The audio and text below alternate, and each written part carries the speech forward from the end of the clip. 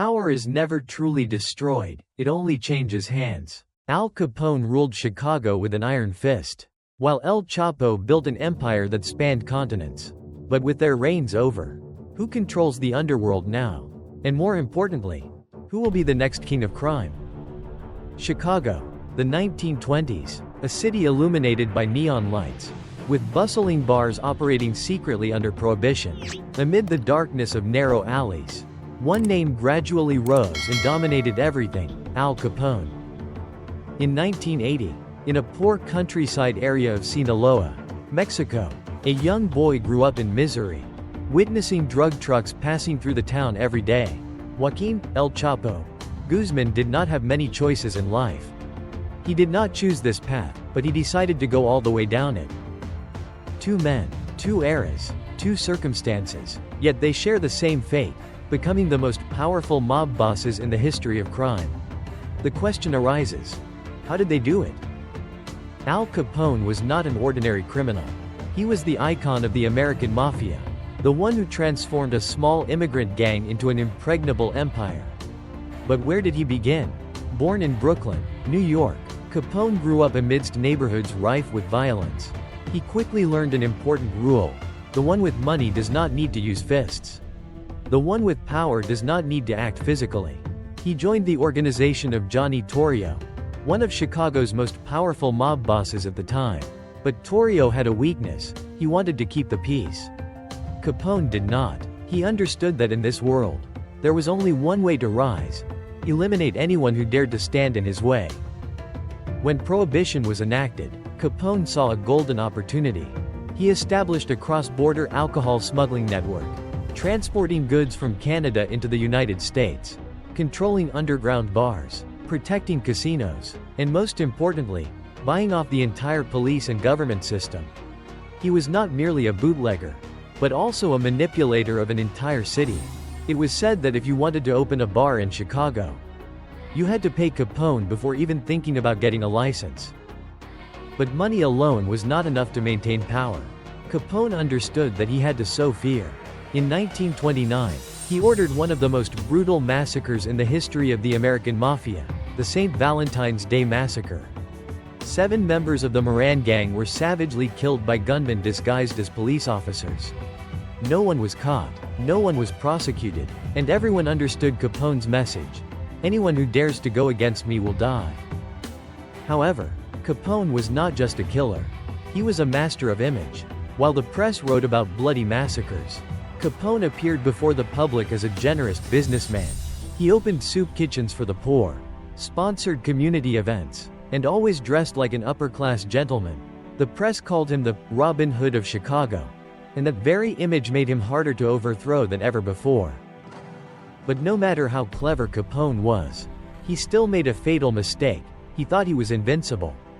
When the FBI could not charge him for the murders, they turned to another approach: taxes. Despite earning millions of dollars every year, Capone never bothered to hide his income. He thought that money could buy everything. But there was one thing he couldn't buy: the federal legal system. In 1931, Al Capone was sentenced to 11 years in prison for tax evasion. A man who once ruled Chicago was now confined to a cramped cell, where he had no power whatsoever. And only a few years later, syphilis had taken away everything he had. Capone died in obscurity, as a lesson to anyone who thought power was eternal. But even as Capone declined, the criminal world did not stop. If 1920s Chicago was the capital of the American Mafia, then by the late 20th century, Mexico had become the center of a new criminal empire, where someone like El Chapo would not repeat Capone's mistakes. Joaquin El Chapo Guzman grew up in a poor family in Sinaloa, Mexico, where drugs were not something unfamiliar but the livelihood of an entire generation. As a child, he helped his father grow cannabis, learning how to transport goods without being detected by the authorities. But unlike Capone, El Chapo was not a show-off. He understood that to become a mob boss, first he had to be a loyal soldier. In 1980, he joined the Guadalajara cartel, the predecessor of the Sinaloa cartel. He was not the smartest, nor the strongest, but he had something no one else had: strategic thinking. He saw something that others did not notice. The future of drug trafficking did not lie in the old ways, but underground. As the United States tightened border control, El Chapo did not try to bribe the police. He built a system of secret tunnels. These tunnels were not just small passages, but complete engineering works, equipped with ventilation systems, electric lights, and rail tracks for transporting goods. While other cartels were still trying to bribe officials, El Chapo managed to smuggle hundreds of tons of cocaine into the United States without anyone detecting it. But like Capone, money alone could not keep El Chapo alive if he did not have the most important thing: fear. In the Mexican underworld, where gangs continuously fought over territories, there was only one way to survive: kill or be killed. El Chapo did not hesitate to order the execution of traitors, eliminating entire families to send a clear message: no one can betray him and survive. He not only dominated the Sinaloa cartel, but also controlled the Mexican government. From bribing local police to high-ranking officials, he turned the government into a tool to serve his empire. But unlike Capone, he did not make a mistake with taxes. He understood that the only ones who could defeat him were not the authorities, but those who wanted to take his place. But is El Chapo truly invincible? Or will he eventually fall just like Al Capone? And what makes him different? In the next part, we will explore the ruthless tactics that both used to maintain their power. Al Capone understood one thing clearly: power does not come from having a certain number of guns or the amount of money in a safe. True power comes from controlling people, from the police, judges, journalists, to even the smallest smugglers on the streets. He was not just a crime boss, but an uncrowned king of Chicago, where everything operated according to his will. Capone knew how to blend brutality with the art of media manipulation. He built the image of a public man, a helper of the poor, a provider of soup kitchens during the Great Depression. But that was merely a perfect facade to hide the truth. He was running a crime empire worth millions of dollars a year, built on bootlegging, casinos, and protection rackets. Yet in the shadows, he was not as merciful as he appeared to the crowd. He had one unyielding principle: anyone who got in his way had to be eliminated. The 1929 St. Valentine's Day Massacre was not an ordinary gang war. It was Capone's declaration that there could be only one boss in Chicago. 7 unarmed men were slaughtered in a warehouse by gunmen disguised as police officers. No one was caught. No one dared to speak out. The police knew who was behind it all, but everyone remained silent. They had all been paid off by Capone. Meanwhile, elsewhere, nearly a century after Chicago's heyday, another man was running his empire in a similar way, but on a much larger scale. El Chapo did not just control a city, he controlled an entire global drug distribution network. He couldn't bribe the US government the way Capone bribed the Chicago police, but he could buy off an entire nation. Millions of dollars flowed into the pockets of Mexican officials, turning them into his pawns. When he was first arrested in 1993, he didn't need to flee. He just had to open his wallet. And so he continued to run his cartel from behind bars, with a phone, prostitutes, and even his own swimming pool. But there was one thing El Chapo did that Capone never even considered. He built a perfect transportation system. While Capone had to worry about checkpoints along the border to bring alcohol into the United States, El Chapo dug tunnels across the border. These tunnels were not just narrow passages, they were complex constructions with ventilation systems, lighting, and even tracks to speed up the transport of goods. This allowed him to do something that no one had ever done before: smuggle drugs into the United States without a single policeman turning a blind eye. Capone depended on his relationships with the authorities. El Chapo did not. He created a system that the government couldn't control, whether they wanted to or not. But like Capone, he also understood that power could not rely solely on money. It had to be backed by fear. Capone used bloody purges, but he still maintained a rule: do not harm innocent civilians. The American mafia of that era had an unwritten law: only gangsters kill gangsters. But El Chapo did not play by that rule. He didn't just kill traitors. He killed their entire families. Women, children, the elderly, no one was safe if they dared to betray him. He sent out execution videos as a warning to others, turning the Sinaloa cartel into an organization that no one dared oppose. What set him apart from Capone was the way he disappeared whenever he was being pursued. When Capone was targeted by the police, he could only wait for fate, but El Chapo did not. In 2015, when he was held in a maximum security prison in Mexico, he escaped through a tunnel over 1.5 kilometers long right beneath his cell. No one knows how he managed to build such a tunnel without being detected. No one knows how he bypassed all the security layers. But one thing is clear: he did the unthinkable. This proves one important thing: El Chapo was not just a drug lord. He was a strategist. Capone ruled by violence and money. But he was too flamboyant, too convinced that the political system would always be on his side. He failed to realize that the moment he became a threat to the authorities, he would be cast aside. El Chapo was different. He kept a low profile, disappearing when necessary, manipulating the system from the shadows. He never exposed himself long enough to become a clear target. But can his approach keep him alive forever? Or will he ultimately make the same mistakes as Capone? History has proven that every mob boss has their day of downfall. But who among them went further, controlled better, and left behind a greater legacy? In the next part, we will put them on the scale, comparing every aspect from the way they ran their organizations, their expansion strategies, to the weaknesses that led to their downfall. And most importantly, we will answer a question that many still debate: who is truly the greatest crime boss in history? Every criminal empire must eventually face its downfall. Al Capone and El Chapo both once stood at the pinnacle of power, controlling entire systems. Yet in the end, they were crushed by that very system. The issue is not who was richer or who was more brutal, but rather who controlled the game better and left a greater legacy in the criminal world.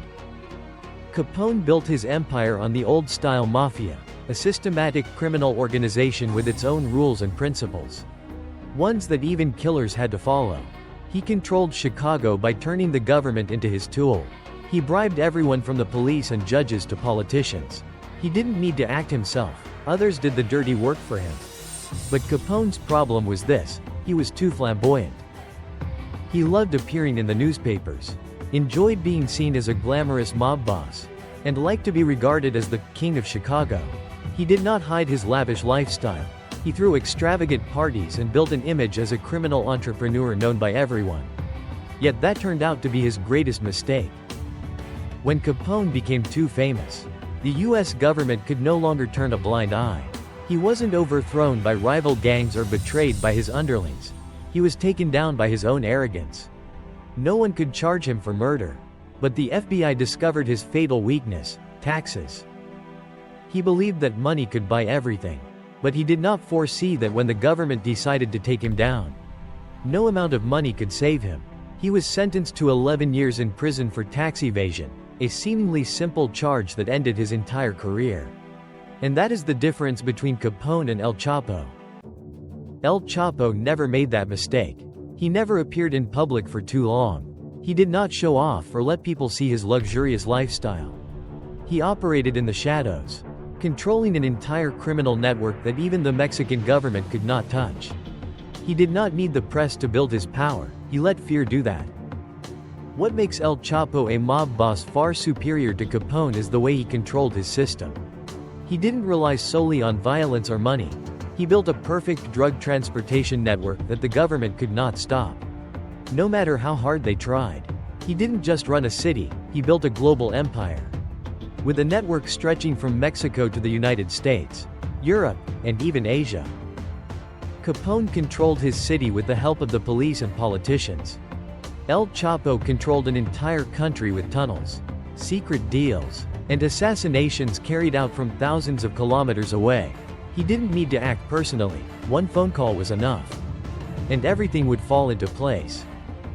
So, who was smarter? In terms of manipulating the government, Capone was a master. He turned all of Chicago into his playground, where no one dared to touch him. But his approach was too dependent on a system that he could not completely control. When the US government decided to stop looking the other way, he had nowhere to run. El Chapo was different. He did not need to rely on the government, because he knew that he could trust no one but himself. When the Mexican government stopped protecting him, he didn't try to bribe his way out, he vanished. He escaped from a maximum security prison by digging a tunnel right under his cell. A feat no mob boss had ever accomplished before. So, who was more ruthless? Capone killed, but with limits. He did not murder innocents. Nor did he target women and children. He did not slaughter indiscriminately. The American mafia of that era had an unwritten code. Enemies were only among themselves, not civilians. El Chapo did not play by that rule. He killed anyone who got in his way. He ordered beheadings, shot entire families of traitors. He did not care about maintaining an image or hiding his brutality. If Capone was a ruler with an iron fist who still tried to appear genteel, then El Chapo was an absolute dictator. He did not need to be loved, he only needed to be feared. But if everyone eventually falls, who left a greater legacy? Capone was caught, and while the American mafia continued to operate, it gradually lost its power. No one truly replaced him. The world changed, and the mafia was no longer the sole force controlling America. El Chapo was caught, yet his cartel continued to grow. His successors kept running the Sinaloa Empire, while other organizations like the Jalisco New Generation Cartel, CJNG, emerged, arguably even more ruthless than him. El Chapo may have been imprisoned, but the system he built still operates. The drug smuggling routes continue. The secret deals are maintained. He did not die in obscurity like Capone, he transformed into a symbol. A legend in the criminal underworld. But the most important question is not who was more dangerous, smarter, or more brutal. The real question is, can anyone truly surpass El Chapo? Is there someone capable of building an empire even stronger and more untouchable? And most importantly, does the government really want to destroy them? Or just control them within acceptable limits? In the next part, we will look into the post-El Chapo world, where new gangs are rising. Where the government continues a battle it knows it will never truly win. Is there a new mob boss? Someone even more dangerous than Capone and El Chapo, waiting for the opportunity to step into the light? Or are we simply witnessing an endless cycle, where power never truly disappears, it only changes hands? El Chapo was captured, but the empire he built did not collapse. The Mexican and US governments may celebrate the victory, but that is only the tip of the iceberg. The smuggling routes still exist, with tons of cocaine, heroin, and fentanyl flowing into the United States every day. People assumed that when a mob boss disappeared, his organization would weaken, but reality has proven otherwise. Cartels never die, they only change shape. Change leaders. The Sinaloa cartel, the empire once controlled by El Chapo, did not collapse after his capture. Instead, it split into multiple factions, and a bloody internal war began. His sons, known as Los Chapitos, now face a huge challenge: to hold on to the power their father once wielded. But are they smart enough, ruthless enough to do so? Ovidio Guzman, one of El Chapo's sons, attempted to take over a portion of the cartel. However, he did not have the cunning of his father. He was captured in 2019, then released because the Mexican government feared a cartel war. By 2023, he was captured again and extradited to the United States. This is a clear sign. El Chapo's sons are not as strong as their father. So if Los Chapitos cannot take over, who will replace them? The Jalisco New Generation Cartel, CJNG, the most brutal organization in Mexico today, is on the rise. Its leader, Nemesio Oseguera Cervantes, also known as El Mencho, may be the heir to the throne that El Chapo left behind. But he is not like the mob bosses before him. El Mencho is not a show-off like Pablo Escobar, not as scheming as El Chapo, nor a political manipulator like Capone. He is a warrior, coming from the Mexican military. He runs CJNG like a paramilitary force, equipped with state-of-the-art weaponry, armored vehicles, and even armed drones. If El Chapo used cunning to control the market, then El Mencho uses total destruction to seize power. CJNG does not bribe the authorities, they attack the authorities. If the Mexican police once collaborated with the Sinaloa cartel to maintain order, with CJNG, that is not an option. They do not negotiate. They do not bargain. If anyone gets in their way, they kill. If the government tries to crack down, they launch open attacks on the police and military.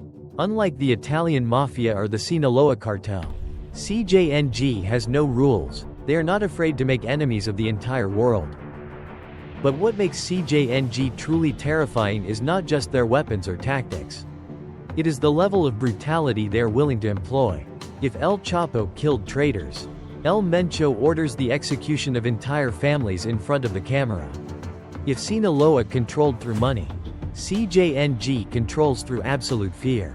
The people of Mexico were once afraid of cartels, but with CJNG, they are horrified. So if El Mencho is that powerful, why has he not completely dominated the underworld yet? The simple reason is, he is currently the most wanted man in Mexico. The FBI has offered a $10 million reward for anyone who helps capture him.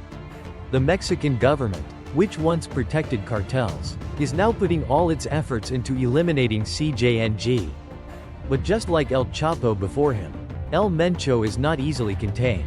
No one knows where he is. No one knows how he runs his organization. He is like a phantom, appearing only when necessary and disappearing immediately afterward. But CJNG is not the only organization growing stronger. While Mexico remains in chaos, other criminal organizations around the world are also developing more powerfully than ever before. In Europe, Italy's 'Ndrangheta has become the #1 force in the cocaine market, surpassing Colombian gangs. Unlike the old Sicilian mafia, the 'Ndrangheta operates more secretly, not attracting media attention, yet earns billions of dollars a year from drugs and money laundering. In Russia, the organized crime group, Vory v Zakon, still controls important arms and drug smuggling routes. Unlike Mexican cartels, they do not need firearms, they use influence over the government and financial power to run the underworld. In Asia, China's triads are dominating the fentanyl market, the most dangerous drug in the world today. Interestingly, it is the Mexican cartels that are buying fentanyl from China and then transporting it into the United States. What does this mean? It means that the criminal world is no longer simply about Mexican cartels or the Italian mafia, it is a global network, where criminal organizations cooperate with each other to maximize profits. So who is the true ruler? CJNG may be the most dangerous organization at present. But when it comes to global influence, no single organization controls everything. The world has changed. In the days of Al Capone, one mob boss could control all of Chicago. But today, no one can dominate the underworld alone. Every organization is interconnected, each playing its own role in the system. El Chapo may have been the greatest drug lord of the 21st century. But now, the criminal world has evolved. Cartels are no longer merely violent gangs, they have become real criminal corporations. With business models, financial strategies, and international connections. So where will the future of the underworld lead? Will there be someone strong enough to dominate like El Chapo or Capone once did? Or have we entered a new era, where organized crime is no longer led by a single person, but operates as a perfectly run machine that no one can stop? The game of power never ends. Cartels evolve, mafia groups adapt, and new criminal masterminds rise from the shadows. But here's the real question. Is the war on crime a battle governments actually want to win? Or is it just a game of control? Drop your thoughts in the comments. Who do you think was the most dangerous crime lord in history? And is there someone even worse on the horizon? If you enjoyed this deep dive into the underworld, hit that like button and subscribe for more mind-blowing insights. Turn on notifications so you don't miss the next episode, because the truth is always darker than it seems.